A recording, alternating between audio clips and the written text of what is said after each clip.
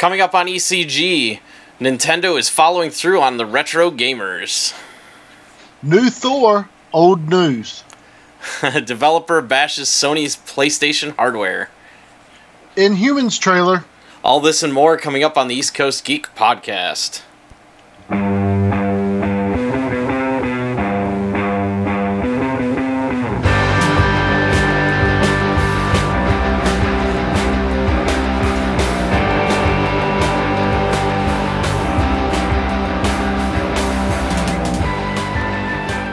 Welcome to episode 103 of the East Coast Geek podcast for Friday, June 30th, 2017, where we bring you all the latest news on comics, movies, and gaming. I'm your host, Jeremy, and with me, as always, is Opu. How you doing, bud? Hey, I'm doing pretty good. How you doing? Good. I am alive, and I remembered to hit record this time, so that's good news, right?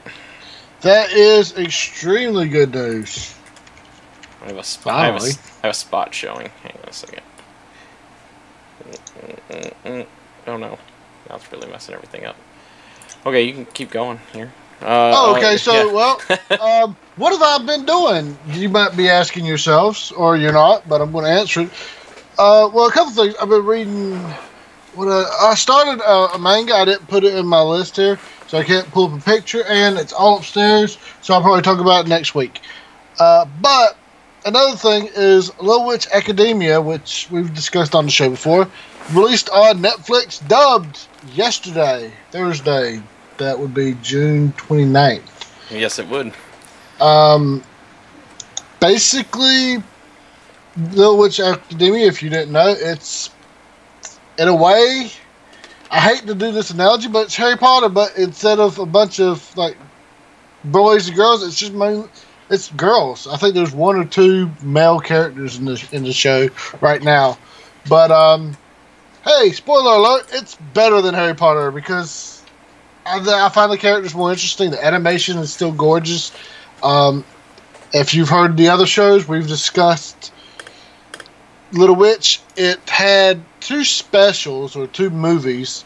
One was about a parade, and the other one was basically them going through a Dungeons and Dragons dungeon for golden treasure. So this one, it starts off this girl, she meets, or she knows this celebrity witch named Shining Chariot, I think that's what it is, and she aspires to be her. However, she is completely inept at magic. All she's got is her optimism and sheer force of will, trying to overcome everything. She makes her friends with a little mousy nerdy girl and kind of a goth girl, in a way. She's kind of like an Eeyore. One thing I do like about this is that the main character, aside from her devotion and determination, has no talent whatsoever. You know, they always usually give main characters that say, "Oh, she's so clumsy or useless. Oh, he's just a big idiot, and you can't teach him anything." But they just have the most powerful being on the planet, like, you know, Naruto and everything, really. That's what I like about her. No matter what she does, she has to study and work hard, and even then, she's not that good. And she's just not handed magical powers out of nowhere. She's not given legendary weaponry. She just has to struggle. And I think it's kind of like the Powerpuff Girls. To me, it's the equivalent of the Powerpuff Girls when we were younger, where, you know, it's an all ages thing. Yeah, the main characters are female, but it's all ages. Because I can sit there and I laugh at it because it's actually funny. It's well animated, it's good characters, and I really think that it could be an all ages and all gender show. I highly recommend it if I haven't made that clear. Yeah, I think you have. Yeah, I will. You know, if you want negative points, it can be a little cliche at times. You've seen a lot of these stories before, but it's still entertaining. I got you. Yeah, I still haven't gotten around to watching Academia, so. You haven't? Now, remember. Didn't you say the kids should be able to watch it? Little Witch. Huh? Didn't you say the little ones should be able to watch it? Oh, yeah. Little Witch Academia, yeah, is definitely, like, I've only got to see the first, well, not really. My wife watched almost all of them. I only got to jump in, like, at episode 5 or 6 this afternoon. But I don't see anything that would keep like any age from enjoying it. Oh, okay, You know? okay. So yeah, if you've got young, like they usually in shonen type of animes or whatever, they usually, even the more neutral slice of life things, they have something that we would consider risque, bra and panty shots or booby jokes or whatever. But I don't see any of that in this. They are, I guess they're like 12-year-olds. I'm not even sure how old the characters are supposed to be, 12 or 15. I think it kind of mixes their ages around because some characters seem older than the others. I got you. Ooh, somebody's shooting fireworks in the neighborhood. Already. They started. By the way, they started that like last week for us over here. Yeah. The dog came down and was scared to death one night, and I was like, "Okay, I guess we're doing fireworks now." Yeah, my new puppy's like that too. She's terrified of anything that makes loud noises, cars, generators, stuff like that. So, all right. Well, why don't I hop into what I got into this week? And I have video. This will be neat, right? Yes. All right, I got the wrong one up first. Darn it, I should have looked. There we go. All right, so Everspace was the first one I told you guys I picked up for the Steam sale between that and Wolfenstein The New Order, but I'm pretty sure everybody knows what a first-person shooter looks like. What you're seeing on the screen here is my gameplay from Everspace, which is a roguelike where you basically have one life to live, try to get as far as you can, and then any money that you earn is used for upgrading your abilities the next time around. But you lose everything else, like ammo and stuff like that. But you can create the stuff as you're going, repair your ship as you're going through each of the sectors. Basically, like I told you, it plays out like FTL, where you're jumping from point to point in a sector, trying to get out of it and go to the next area. And I don't know how far it goes, but even at the beginning, this stuff's really tough. You're gonna die. You're gonna die a lot. Just trying to get, make progress. I do like the way it plays out. It's a lot of fun.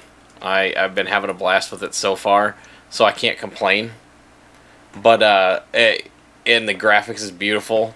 I want to do a review for it, and I also need to get a little time in the VR, because apparently it also has VR capability as well, but it's only in the first-person view. I've only been playing in third-person like you're seeing in the video, so I will have to, see what that's like and see if it's any fun. Though, the VR experience has been pretty good, so for an indie game like this to be built from the ground up to support some VR, I'm all for it. I really want to see what it can do. I just haven't had the opportunity to hook it up yet. The other thing, which I know we talked about last week, Mitch, but Darkest Dungeon is another basically roguelike. Kinda.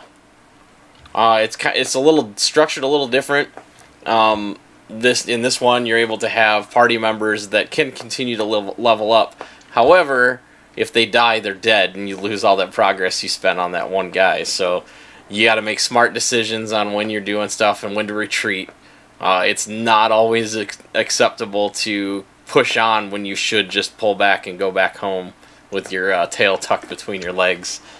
Though it is a lot of fun so far. I've only gotten so far. This is somebody else's video I just cut, so I had some footage for it. But basically, you're navigating like a two-dimensional plane and going through these little dungeon areas, but the fighting is akin to what would you say, Mitch? Probably like a Final Fantasy early type.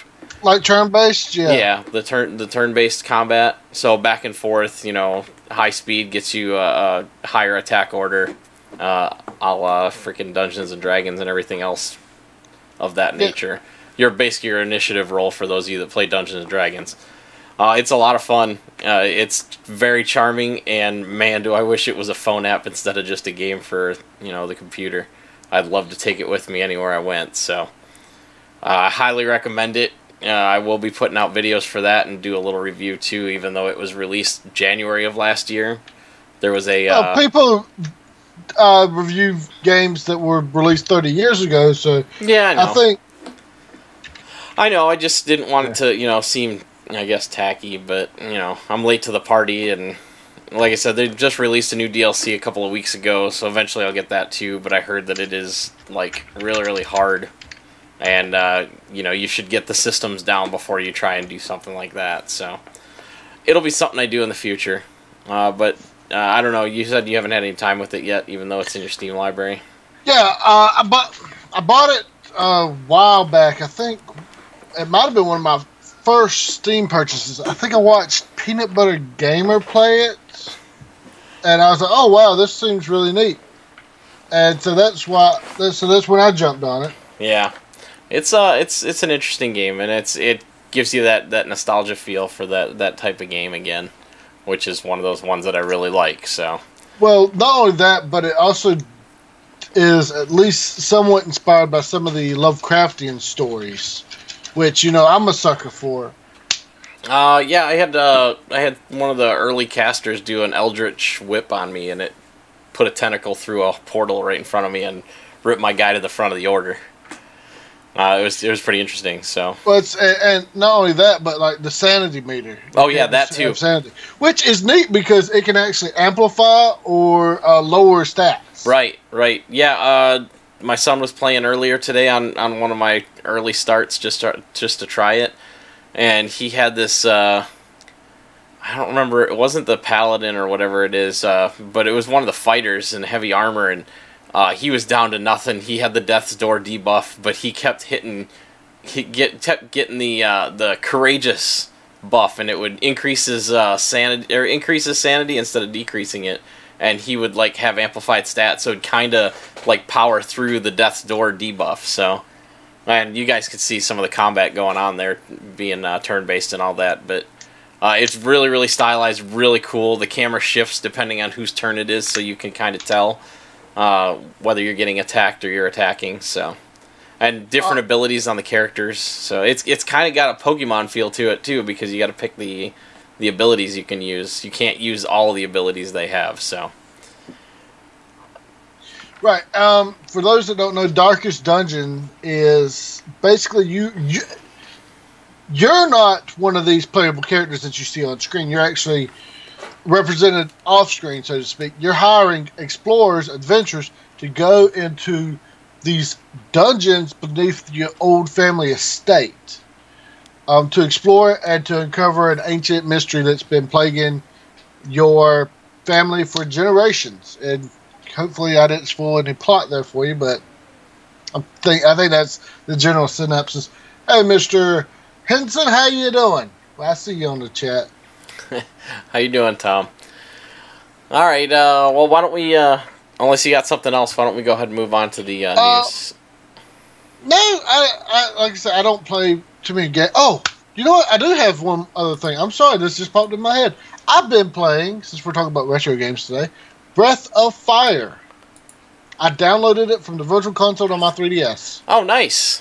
Have you ever played that? Breath of Fire. I'm trying to remember which one that is. Well, I never played it as a kid, so... But I've heard good things about the Breath of Fire series, at least the first two, I guess. I mean, it's... So I downloaded the first one. Well, originally I was going to download the second. Then I was like, wait a second, if they've got the second on here, hopefully they were smart enough to put the first. It looks like it's based on the Final Fantasy engine. Well, remember, like, pretty much everything from that era was based off Final Fantasy. Yeah. Basically, you play as part of this dragon clan that has to fight this evil dragon clan, and, it's your generic fantasy thing. Your town got attacked, and you're going to go back and avenge them, bring justice, blah, blah, blah. Right. That being said, I'm really enjoying it. I wish when I was younger I'd appreciated RPGs more. I didn't, unfortunately. And so now I'm having to play catch-up on lots of stuff. However, I will note that you have to get to the right mindset for these old school games. I absolutely forgot, it's almost like a type of muscle memory where, like, these days games hold your hand. So even these open world games, they're like, okay, well, here's you a map. Oh, here's the dot where you are. Oh, here's your next mission. And characters are willing to chime in and say, hey, by the way, you need to go check this out. You need to go check this out. You need to go check this out. These old school games, if you've never played like a classic RPG, they just throw you in there and they're like, okay, well, hopefully you caught that dialogue 5 seconds ago because we're not repeating it. Or, hey, you need to go into this general area and do something. Okay? Good luck. Figure it out. Right. Oh, you want a map? Okay, well, you have to go find it. Go find the map. It's not in the first opening world or opening city. It's not in the second. It's not even in the third. It's one that you walk through to get to the other mission that you don't even have to stop to do anything else there. Yeah, and it's not, like you said, it's not holding your hand like, say, WoW does nowadays, or, well, pretty much any game. Though this, Darkest Dungeon, that game's brutal. Yes, it is. It says, you want to watch out for poisons and stuff, and blight, and they don't tell you what they do until you see, like, oh, it's taking away my health. That's another thing. You get, like, items and stuff, and you'll pop up in your menu, and you're like, oh, what do these do? It says T-drop on there because it can't fit the whole name on the screen. Oh, well, hey, they put in this helpful guide. If you click on it, and you scroll down to the name, it will tell you what it is. And so I would do it, and I'd go down, and I'd say, okay, what is T-drop, or whatever the thing is called? It says, use this in battle. Okay? In what context do I use it? Do I use it on myself? Do I use it on the enemies? Fortunately, usually when they say that, that means you throw it at the enemy. Yeah. No, I get you. Yeah. Sometimes you get things that you use on an enemy, and you're like, oh, God, what did I just do? And I haven't run into it yet because they don't really tell you the elements. But so far, I don't think they have element-specific weaknesses or boosts. Like if you can't, like in a lot of Final Fantasy games, if you cast Life or Cura or whatever on a zombie character, it does damage. Right. Yeah. That was. For the undead stuff, right? Mm-hmm. Yeah. In fact, you could almost one-shot the first Final Fantasy boss. Oh, not first, the final one, Chaos. You could almost one-shot him with a couple white mages. Right. I think there was another one like that. Was it Magic Quest? Sword Quest? Basically, it was a remake of Final Fantasy 1 for the Super Nintendo because they thought American players were too dumb to handle an RPG. Yeah, those are the good old days. They still do that crap. So yeah. All right. Well, you want to hit the first thing then? Yeah, I'll hit the first thing. So this came out, I think, a couple of weeks ago or last week, but I just didn't catch it in time, or we had a full list. But there's a new Thor out there now. This makes the third active Thor, I think. There's She-Thor, there's Unworthy Thor, the classic Thor, and now the new Thor is Volstagg, yay! He is part of the Warriors 3, one of Thor's buddies, but he has gotten the hammer from the Ultimate Universe, the one that looks like a hammer and a big axe on it. Yeah. I'm assuming that's the one they went with. I saw a picture, I just don't remember. I'm sure it's going to be up here. Oh, that's classic Volstagg that you see on the screen, guys, by the way. Yeah. That's not what he looks like now. Right. Well, the only things I could find were like the movie Volstagg, and I was like, let's probably not do that. So I figured we'd show something of the classic. Yeah. I like Volstagg from the movies. He's not as portly as he obviously is, but Right. But so something bad, I guess, is going on in the Thor comics right now, so he is not currently his normal jolly self. Now, don't get me wrong, because just even when he's jolly, he's still an incredibly dangerous opponent, because as an Asgardian, they have their bone and muscle density are like 3 times greater than ours. Yeah, they're virtually indestructible on Earth. Or at least by earthly means. Yeah, and that doesn't even get into the resistance to poisons and all the... they're very powerful. Which Thor do you love, Mr. Thomas? There's a lot of Thors out there. He's probably a fan of the movie one. The movie one? I think he's a fan of the shirtless scene. Is that what you like? What about... Well, he's a very handsome man. You can't... and that when he has the beard thing going on. Yeah. Well, what about Superman in jeans and a t-shirt? I like when superheroes do that, when they have their body armor or their suit underneath their casual clothes, and so in order to turn into the hero self or show everybody that the hero's there, they take off like just basically the regular shirt, right? And they leave the jeans on. I always thought that was cool. Like, it's weird, but I always thought some of the coolest poses was when like Captain America had his shield strapped to his back, and he was just like walking around like that. Yeah. I don't know. I just always the trope, the equivalent of the trope is like villains out shopping, where like you see the heroes doing casual things, like going out to eat or whatever. Right. Shawarma. I know it's a great place down the street. Exactly. and I think that's why they did that, because they know people. They know people like that kind of thing when the characters are being very candid compared to how they are, when it's game time. So. Right, and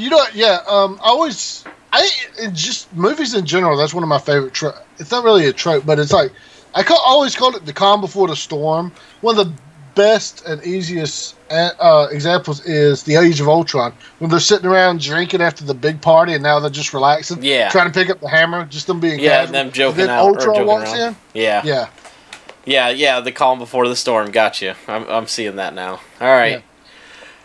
All right, well, let's hit the movies and TV. We got some exciting news coming up. Oh, yeah. Even if Perry isn't here. I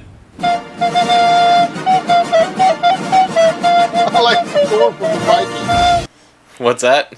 I haven't seen the Vikings yet. You're talking about the show, right? That was on, History Channel or whatever? Yeah, that's what he's talking about. Yeah, we watched some of it. We tried to get into it. We'll probably have to revisit it. We just...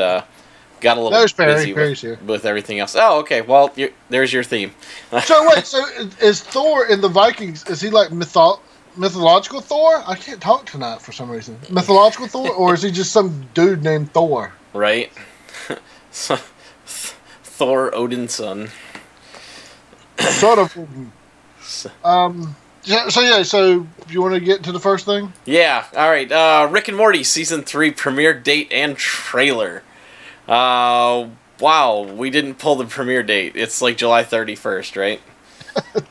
I think so. Hey, no, we totally have it. Just we want to talk about the other stuff. Yeah, go ahead. All right, so go ahead and talk about the animation, because I know July 30th, 2017. There you go. Yep. So actually, watching the premiere trailer, it was like the animation seemed a lot smoother than the previous seasons, which you would hope as an animated show that it would get smoother over time, as opposed to the rough to begin with. But yeah. Even the previous seasons didn't look that bad, but they had a lot of action scenes. We got to see Jerry. Jerry seems like he's going to be hanging around at least somewhat. Yeah. So I guess the divorce ain't final yet. You never know. We got to see Pickle Rick, which you should have seen. Pickle Rick in like 3 forms. You got little Pickle. You got him in a big like suit of armor, like power armor style, like where he was like a big pickle. And then there was I think that's when he was jumping bodies. Remember, there was an animatic a while back where he was in a rat body or whatever, or he was jumping bodies. And okay. That's what that scene was from. But I don't know about the pickle. It could be anything really. Yeah, so I think they said we're gonna see the return of Snuffles too. That's why I put that in there too. Oh, I didn't read that. Yeah, like I said, I just watched the trailer, but it looks like more of the family's going to get involved. We saw a Honey, I Shrunk My Kids or Blew Up My Kids reference. There's a ton of references in there to catch, and I think this one that's on the picture is a Game of Thrones one.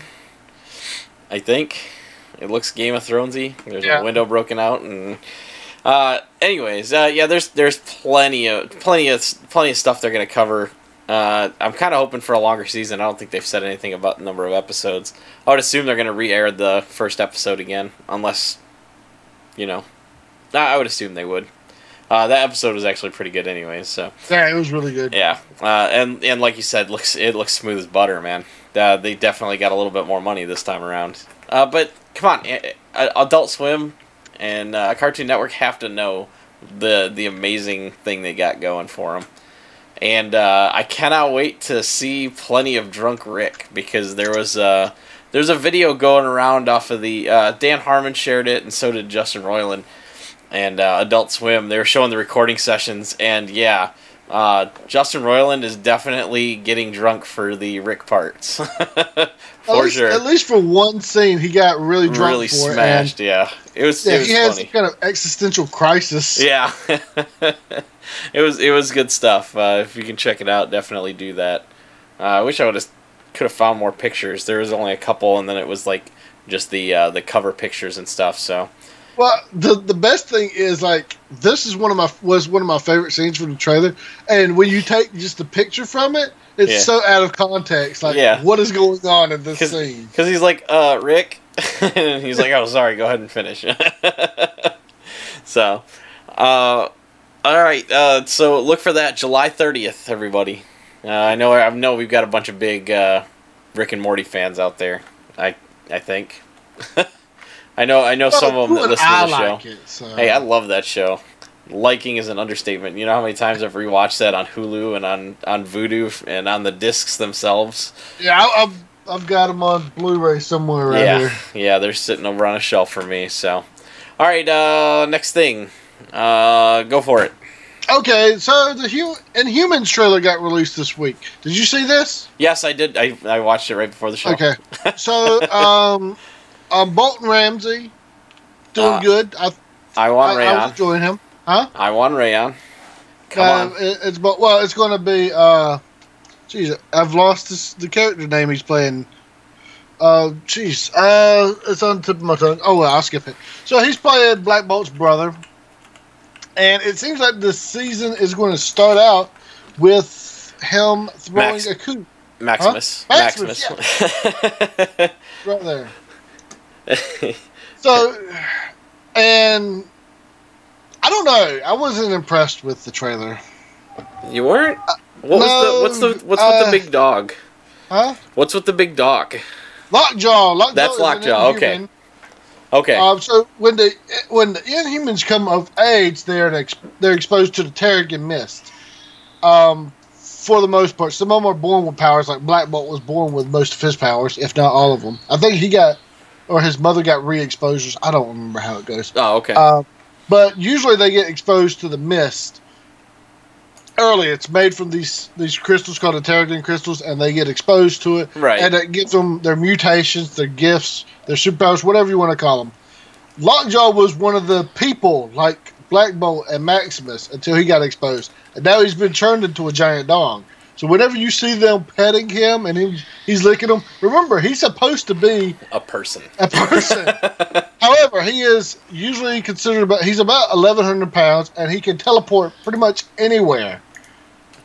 Yeah, you see some of that too, and he teleports Black Bolt into the center of what looks like New York City streets or something like that.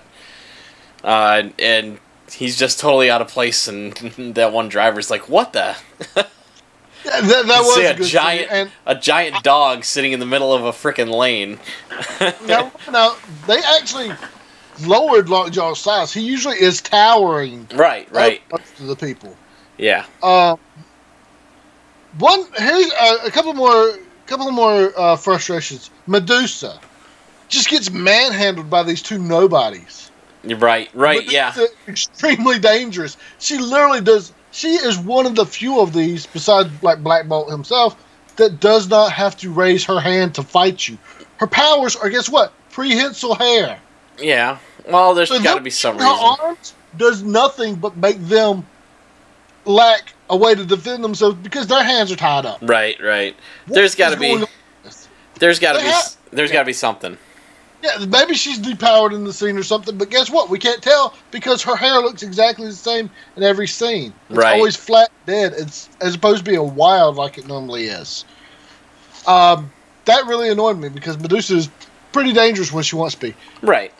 How are a couple of regular humans hurting Black Bolt?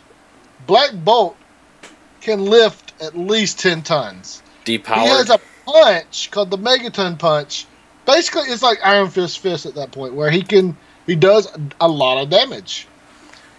Right. He takes punches from people like Spider-Man, the Hulk, all these superpowered people without flinching. How are these guys with little sticks? Spider-Man's a sissy. Huh? Spider-Man's a sissy. Spider-Man is not a sissy, sir. When they actually write him well, and when they show what he is actually capable of. Right. Unfortunately, like Dan Slott, don't understand anymore. Is he the one that doesn't draw feet good? Oh wait, no, that's not him. That's Liefeld, right? So he doesn't draw anything well. One of the shows I listen to, the main host is a cartoonist, and man, he really hates Liefeld. He basically straight up called all his drawings trash. But they are. Yeah, I mean, well, I know, but we try not to totally insult somebody. But but it's the frustrating. It's not like art that's ugly on purpose, or it's not stylized. Right. It's just garbage. It's not even abstract. It's not good enough to be called abstract to where like, oh, well, his hand is twisting in a circle here, Right. It's just the way that guy draws. No, it's just bad.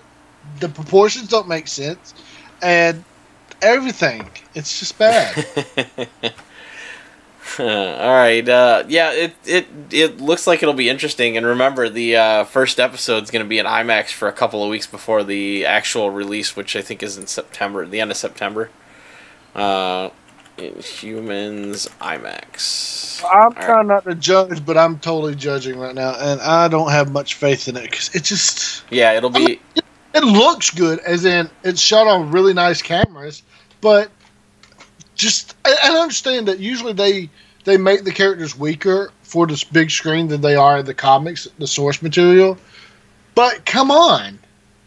Right, yeah, no, I got you. And they have to have some reason, and I'm sure some of this is going to get tied into Agents of S.H.I.E.L.D. as well, because it's on the same network, it's in the same universe. Everything's all in the same plane thanks to Fox holding on to X-Men so tightly with their death grips. Agents of S.H.I.E.L.D. are not going to be at SDCC this year.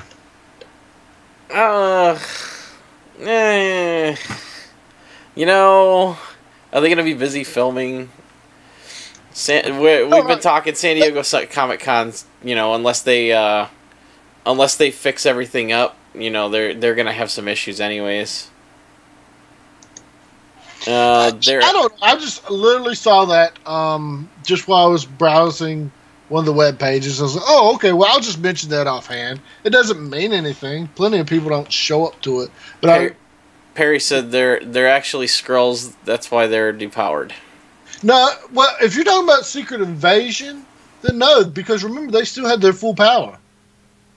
Now, if they're just generic Skrulls, I don't know, are Skrulls stronger than humans? That's a good existential question.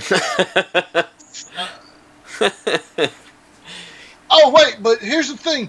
He pointed that out, right?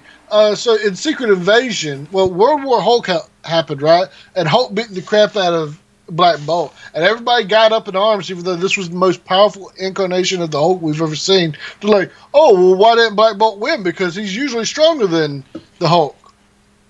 At least with his voice, which we did get to see a little bit of his voice. Well, he was about to unleash it, and Maximus looked terrified. He surprised me. He was like, ugh. Yeah. But it would have actually atomized the car. It wouldn't have blown it over. That's not how his powers work. But that's one of the weird things is, so Marvel retconned and said, oh, well, that Black Bolt was a Skrull, so he wasn't as powerful as the normal Black Bolt. But in Secret Invasion, everybody has the Skrulls have perfected their shape-shifting and were able to equal their power levels, normal power levels. Right.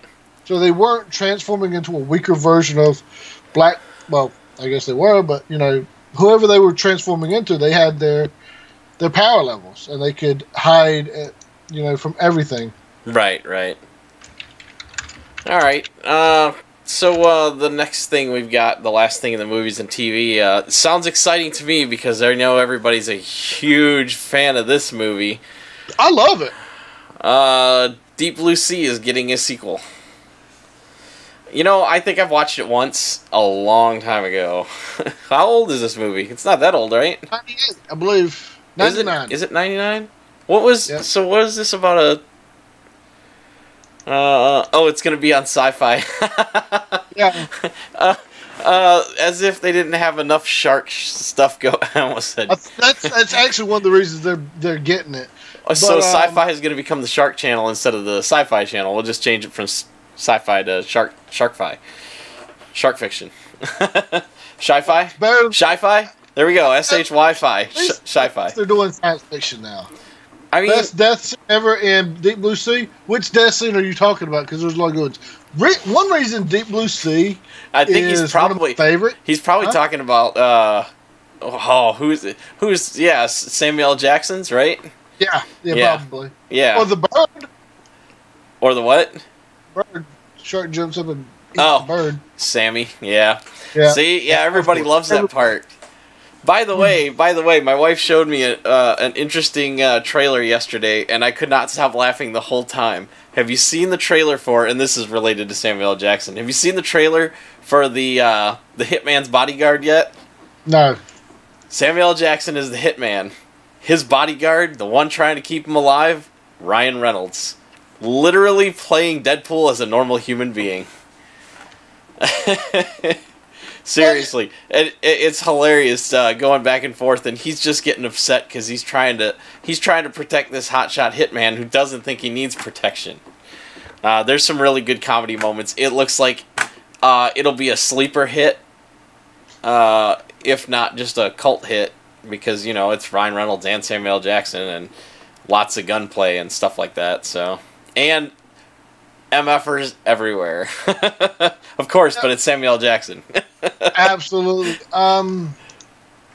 Well, I kind of lost my train of thought. Okay, so anyways, so Deep Blue Sea. Sorry. It's one of my favorites, and I'll tell you why. Not only because of stuff like the Samuel L. Jackson scene, but it's one of the first movies I remember seeing where the black guy doesn't die. And this is a horror film. Remember, that's one of the biggest cliches is the black dude always dies first.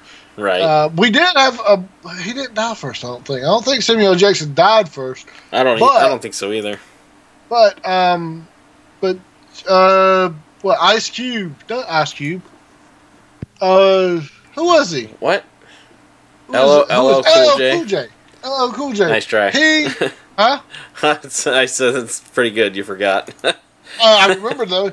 Well, anyways, he survived. Right. In fact, they actually did reshoots after test audiences wanted the female lead to die, and she was going to originally survive because she's the one that caused everything. For those that don't know, Deep Blue Sea is a movie where these people, I guess in a way it's Jurassic Park but with sharks. They go to this offshore experimental science lab where this woman is experimenting, making sharks' brains larger, therefore making the shark larger and making them more intelligent. She's doing this so she could try to cure Alzheimer's. Well, the sharks, now highly intelligent, break free and decide to sink the place and start killing everybody in it. And it's insane and great. And yes, there are plot holes in there. Like, why did they do this in the middle of the ocean? Why didn't they do it in the middle of Nevada or Arizona, where if the sharks escaped? Yeah, right. It wouldn't be a big deal. Right. So there was going to be a sequel in 2009 where the sharks were going to be enhanced with machine guns and torpedoes. Awesome. Now isn't that going to happen? Isn't that also going to happen in Sharknado, or is Deep Blue Sea 2 going to play into Sharknado? I don't know. Maybe it's going to be Deep Blue Sea 2, and then for Deep Blue Sea 3, it's going to actually be Deep Blue Sea versus Sharknado. Great. And they'll have their own universe, sci-fi universe. Great. So Deep Blue Sea 2 is about a character named Dr. Klaus Van Eaton, who experiments on bulldog sharks, despite protests from Misty and her gang of marine experts. Huge surprise, the sharks get free and wreak havoc. Now, don't expect any of the original cast to show up in this one. I think they've pretty much already nixed that idea. So, there you go. As you would. I mean, why would anybody come back? Because it was a good movie. Okay, but regardless, it's sci-fi. All right? They're not going to stoop down to Tara Reid levels, you know what I mean? Well, like, how many of these people besides Samuel L. Jackson? When's the last time you seen LL Cool J in a movie? He's retired, right? I don't know. I mean, let him live his life out in peace. He doesn't need to come back. Thomas Jane's busy doing stuff. Michael Rappaport's still guest starring on every TV show he can get onto. Well, what is this but and Stellan Skarsgård is show doing just other stuff in one single format? Yeah, I guess. I mean, I don't know.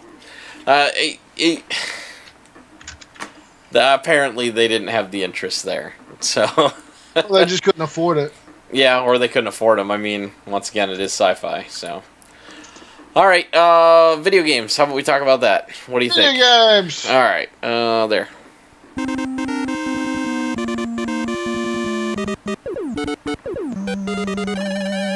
I should get a isolated voice line from Darkest Dungeon. There's some pretty cool voiceover lines in that game. Yeah, that's one of the other things we didn't mention. It's kind of like Bastion, where there's a narrator that narrates what's going on every now and then. So, all right, first one. All right, here we go. There's a picture. All right, this game, A Way Out, was a game that was showcased during the Microsoft conference as one of their 4K games. Not an exclusive, though, because Microsoft doesn't do that anymore. They're not trying to sell those 4K systems. Anyways, that's neither here nor there, because where there's quality and lacking in content, there's plenty of content on the Sony side, but developers are complaining about the PS4 Pro, which was supposed to be a step up from the PlayStation 4. But it only delivers 4K video through things like Netflix and stuff like that. Don't you love it when they have the asterisks? You can almost hear it at E3 now whenever they say stuff like this. Right. I know where they say, yeah, it's 4K, asterisks. Only when it's a 4K compatible streaming service. Right. Or only in certain countries, blah, blah, blah, that kind of crap. So this game is going to be a co-op based game. This is the one that I was kind of talking about last week. 2 players can be playing. One can be in a cutscene, and the other is still free walking around and can actually watch the cutscene happening. They hide the camera objects and stuff like that, so they can't actually see that. But they can actually see the scene unfolding in front of them as the other characters involved in that cutscene. One of the team members from the EA team who's making this game, Joseph Fares, who is the game director for the game, was interviewed by Engadget and was talking recently about the PlayStation 4 version. During the interview, he actually said that PlayStation 4 Pro is pretty much an old kind of system that really holds back developers back. This is actually the quote that he said. He said, "Do you want the honest truth? The machine is not as strong as you think. This is like a 5-year-old PC. If consoles were as powerful as PCs are today, you would see all kinds of different games. Most of the work developers put out there is to make them work on consoles," which is proof positive as we continue that the consoles are dragging down what could be great games because they need to be downscaled for those systems. This is another statement that fits into the whole apparently kind of narrative now.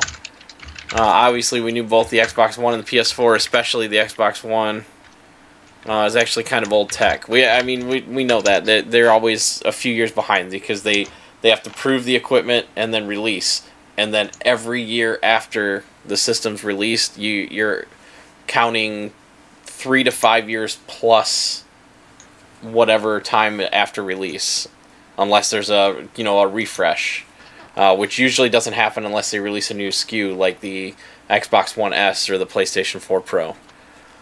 Although the PS4 actually comes with a 50% more powerful GPU, more shaders, and also the faster memory, it's just not doing what they need it to do. The GPU side of things, basically it's a variation of the Radeon HD 77850. It's roughly around 1.8 teraflops, technical stuff, depending on the clock speed as well. So it's all right. I mean, but it's not providing the power that these guys want and that they know that a PC can put out. Even low end. They're still even in the 900 series, and I mean, I know you've got a 1060, or did you go 1070? No, I think I went 1060. I have a 1080. My wife's computer is a 980 Ti, and it's still amazing. But these consoles, the card, you've seen the card that you put into that system, it's huge. The ones that's in these Xbox consoles and the PlayStation consoles are like very small and poorly cooled, so their performance is even more stunted by heat. So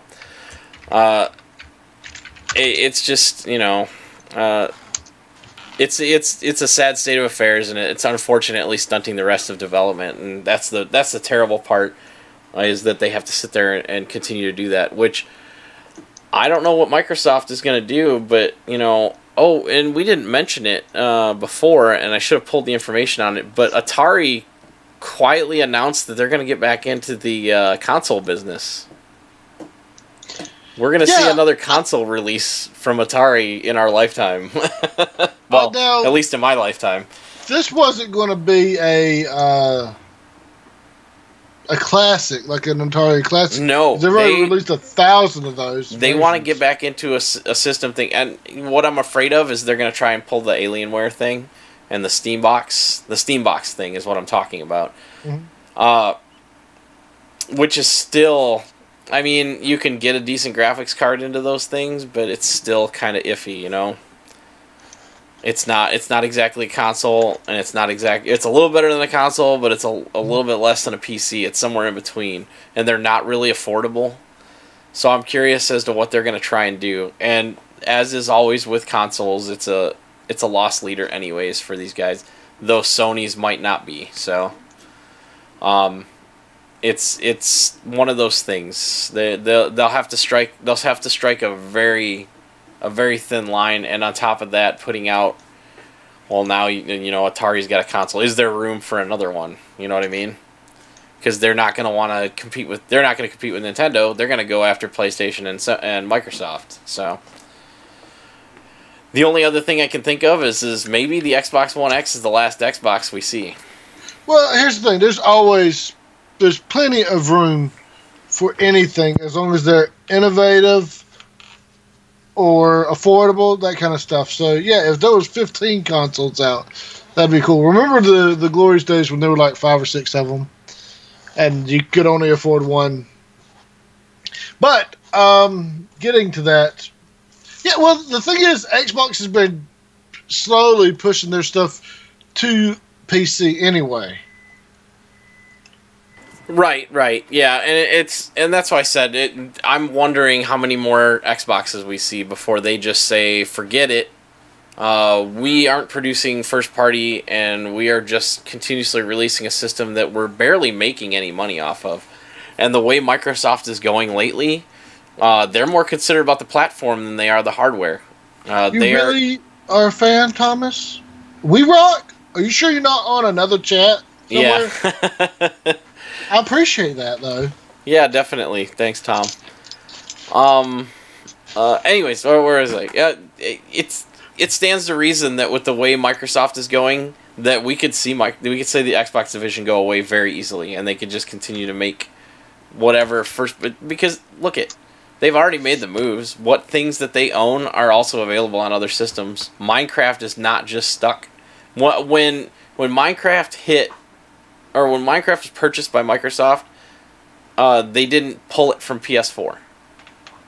And they're more concerned with their Windows 10 platform. They are catching on that the gaming environment is on the PC. And I think they already knew that. Here's my thing. I think because Microsoft's Microsoft and they have $50 trillion, so like, let's do this. Let's start making consoles and slowly wean a section of the console gaming market onto the PCs. Yeah, right.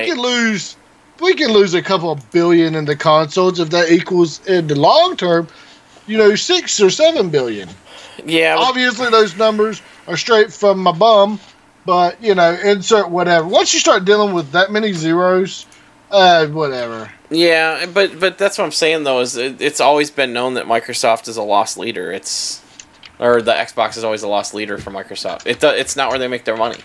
They make their money on the digital titles and stuff like that, but I mean, even then, that's minor too. So, it's nickels and dimes compared to like what they bring in with Windows and their other big stuff. Right. Yeah. So it was never. Yeah, it was never the big thing. Like with Sony, it's. I mean, especially Sony's weird because I know there's Sony pictures right now. They are leaking money. I know there are different sections under one main header, but still. Right. Yeah, and I mean, we could argue back and forth all day. It'll be interesting to keep an eye out for what they do. We're not even arguing with it. Like we pretty much are agreeing on this. Well, subject. Yeah, I know, but I meant we can go back and forth. Plans that they have. Yeah. But with Atari, we'll have to keep an eye out to see what they push forward with. And this A Way Out by EA, it looks pretty good. I'll be interested to see how long the game is, because they've got two sides of the story going. And basically, what they're doing is they're in prison and they're escaping from prison. So that was really interesting. And you did see it? You did see it? Yeah, I did see it. So you saw when they mentioned they showed the one character walking on the catwalk, looking down on the guy that was in the cutscene. Yeah, and they were explaining, so this guy down here is in a cutscene, and what he's watching is letterboxed and showing, the story, and the other guy's just watching what's happening. So, but it's an interesting idea. Here's my thing about that game. We've talked about this before, that in the end, graphics aren't the biggest thing. It's gameplay. And story. Yeah. Obviously, gameplay is the absolute most important thing. But when I first saw this, I was like, wow, this looks like a Telltale's game. Because it was almost a semi-cel shaded in a way. Right. That they've done before. It was especially notable for me in Wolf Among Us. Wolf Among Us, yeah. That's what I was just thinking. What else was I was going to say with that? But no, that seems like a really cool concept for that game. Since I didn't talk much about it, but yeah, I really am interested in seeing how that comes along and what's going to happen with it. And I wonder if him talking about the PS4 so bluntly, if that's going to cause any problems for him, or if there's. I don't think it's going to cause any problems. I think Sony knows that people don't like their system the same way Microsoft knows people don't like their system. It's the console wars back and forth. It may be a chink in their armor because, they don't want people to know that their equipment's substandard. They want people to think that theirs is the best. So, well, here's the thing, and it boils down to what we just said. It's not about whether you don't have the top of the line. Do you have the good games for it? Unfortunately, Xbox has nothing right now. If PS4 keeps getting interesting concepts like this, A Way Out, and a few of the other games that we've seen. Right. Because look at Nintendo. Is theirs the most powerful? But they release games that... Yeah, but it's Nintendo. And it's also... Okay, Nintendo's unfair because they've been in the market for 40 years. Nintendo has better first-party games than anybody else. Yeah, hands down. Even I don't care. Any Sony fanboy can challenge. Mario's a lot older, and even that Mario game looked pretty interesting. So I actually had an argument with somebody at work the other day. Like what IPs does Nintendo? I don't know what that we were arguing over. I was like, Nintendo has all the IPs. They do, but the big four. You got Mario, Zelda, Metroid, and what's that other one that they got that's really good? And I mean that's just to name their top ones.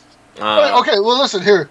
They've got Mario, they've got Zelda, they've got Metroid, they've got Kirby, they've got Donkey Kong, they've got Pokemon. Technically, it's Yoshi, but they've got Yoshi kind of. Well, that's the thing. And then within the Mario, you've got Yoshi, you've got Wario, you've got Mario Party, you got Mario Kart, which is like the racing game aside from what like Need for Speed or my go-to tennis game is Mario Tennis, and my go-to golf game Mario Golf. I mean, come on. Yeah. So, this is a great segue into the next article if you want to hit on that. Yeah, that's why I kind of took back to it. So here's something that you will never own, anybody out there, because they only make 6 of them.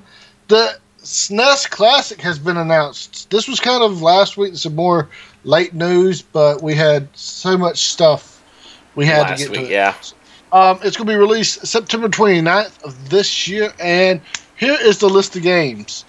Contra 3, The Alien Wars, Donkey Kong Country, Earthbound, that's a good one. Yes. Final Fantasy 3, F-Zero, Kirby Superstar, that's a good one. Kirby's Dream Course, Legend of Zelda, A Link to the Past, that's a good one. Mega Man X, that's a good one. Secret of Mana, never played it. Wasn't in the RPGs then, unfortunately. It's an RPG one, so. Yep. Star Fox, that's a good one. Star Fox 2, which has never been released before. Well, over here, I think. I think there was a Star Fox. I think Star Fox 2 was limited release in Japan. It says right in the middle of this picture banner, it says, for the first time ever, play the never before released Star Fox 2. You know what I'm thinking? I think there's like a 1.5 Star Fox game. Oh, okay. There. Yeah. Because I saw it in one of those retro gaming things. Right. But I obviously I couldn't afford it. But it was supposed to be like limited to 1,000 copies or whatever. So where are we at? Street Fighter 2 Turbo Hyper Fighting, Super Castlevania 4. That's a good one. Yes. Super Ghouls and Ghosts. Just try to play that one, kids. Try to play that one. Right. Dare you. Super Mario Kart, Super Mario RPG, Legend of the Seven Stars. God, that's a good game right there. Right. I wasn't into, like, here's the thing. So I rented that game because I was like, oh, it's a claymation like Mario game.